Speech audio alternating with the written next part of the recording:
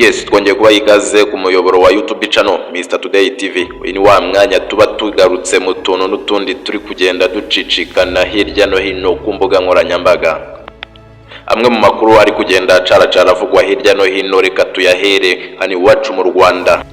Umuhanzi w'umunyarwanda witwa Bruce Melody ngo none hagiye gukora ibitarakorwa na buri wese hano mu Rwanda nyuma y'igihe gitoya akoranye indirimbo n'uwitwa Diamond Platnumz. Noneho ngo ari gushutinga indirimbo yakasa mutwe irimo hafi amadolari ibihumbi 200 papa, hafi ibihumbi n'amahumbagiza agiye gushora muri iyi ndirimbo.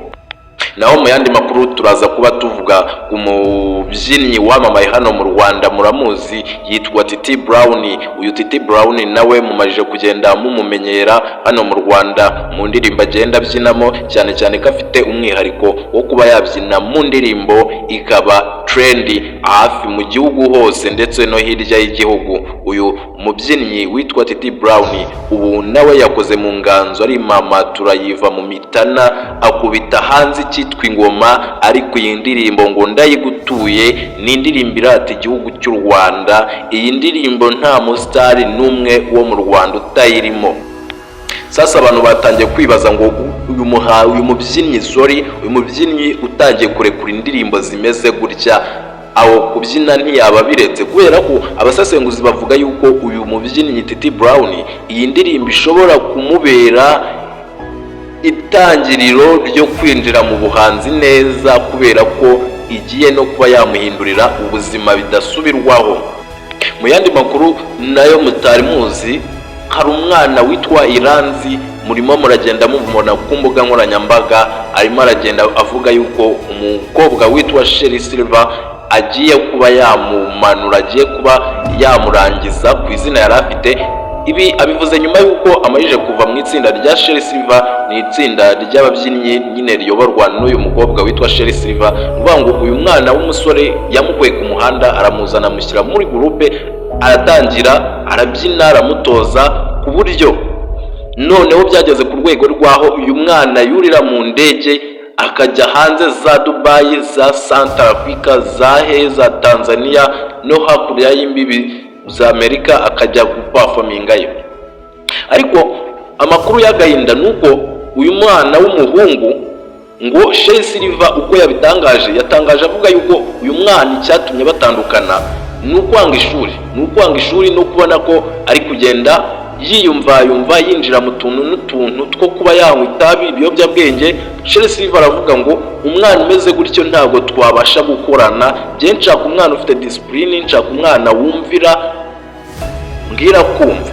Umunyamakuru yamubajije ati se none ko kavuga ko uri gushaka kuba wamumanura wamuhananura, aravuga ati ibyo bintu nibimureba kuko njyewe ntabwo nkoresha ibishoboka byose ngo umumanure, njye namwubakiye izina, ahubwo narikoreshe neza ataza kunsebya, naho ibyo kuvuga ngo ndakora uko nshoboye ngo musubize hasi, nta kintu na kimwe andusha, nta nubwo azapageze ku rwego ndiho. Ubwo rero nashyira umutima hamwe.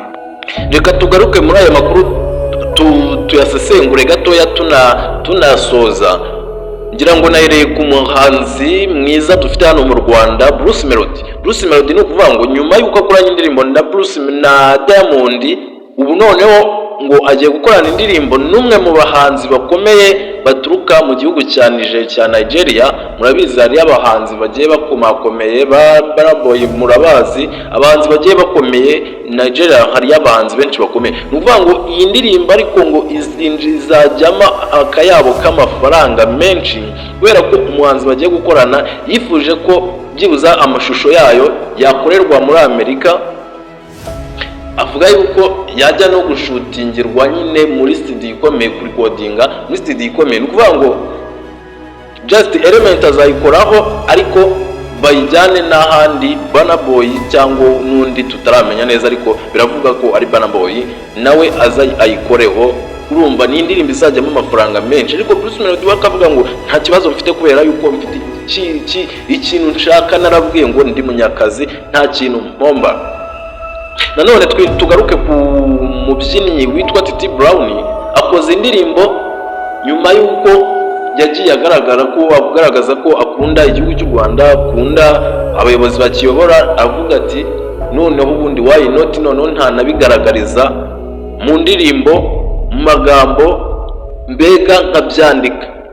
Uyu mubyinnyi yaje gusohora ifoto murayibona, ariko agenda atumirwa, noneho atangaza amakuru ya nyayo. Ni indirimbo nziza cyane, izaba ari n'indirimbo nzi neza ko izaza ihora icurangwa, izaza ihora yibukwa mu mateka y'igihugu cy'u Rwanda.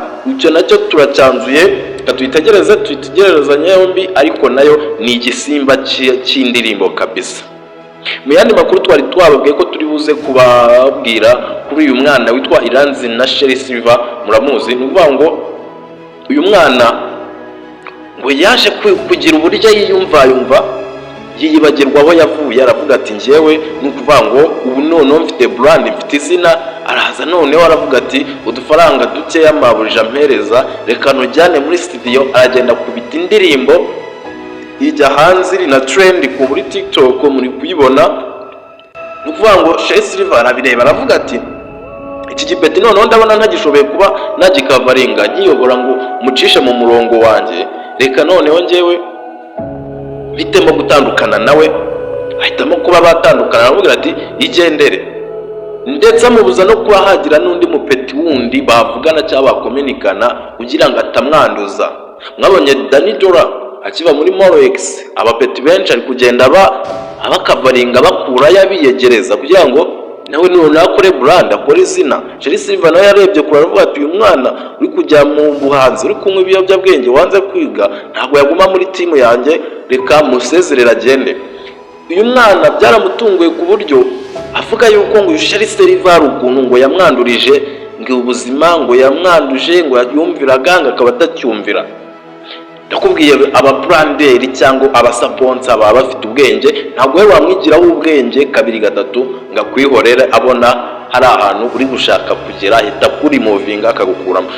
Dusoza rero n'utu dukuru nashakaga kuba nababwira nabasangizaho, ndeka mbabwire ko dufite icyitwa Chris Nyawe, cyangwa dufite icyitwa Social Media School. Ni ishuri ryigisha ibijyanye na social media. Ushoboye kuba watugana cyangwa ushoboye kuba waduhamagara ukatugisha inama, utubaza ikibazo ufite cyangwa wahuye nacyo ku rubuga rwo ari rwo rwose ukoresha, tukabasha kuba twagufasha aho uri hariho hose, turagufasha nta kibazo, bikagenda neza. Amastrike, amacopyright, amawarning, TikTok yasibwe yagiye, ibyo byose tubigufashamo. Duhamagare kuri 0798872828 duhita tugufasha 5 kandi ibintu bigende neza. Murakoze cyane, nitwa Chris Nyawe, ndabakunda, kora subscribe.